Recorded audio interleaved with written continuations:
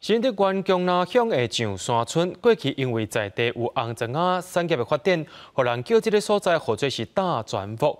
去年在地社区的规划师，搁伫咧规片的竹仔林内面，发现一座趴远真久的红砖仔窑，而且这座砖仔窑的烟筒是四角形的，咱做回来去看卖。这座高度17米的四角形烟筒，藏在规片的竹仔林内，是去年社区规划师在翕纪录片的时阵，无意中发现的。经过调查，有57档的历史。当初发现的时候，真的是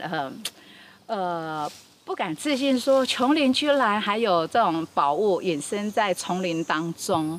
以前的屋檐是用茅草，可是后来有了红瓦，然后渐渐的改变了整个村庄的一个房子的样貌，所以有盖房子的需求，就会有红瓦的需求。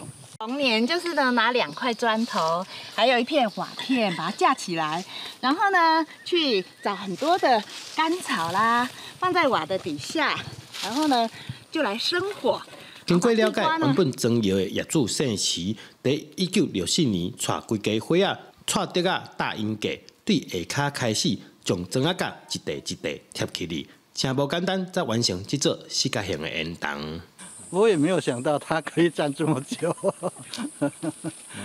它以前底下是很大哦，1尺2的墙，是到了一旦上去哈，就换8寸。日夜烧哦，都不能停火呢，才会变成这样红红一块一块。有这么宝贵的东西，我们要好好保存。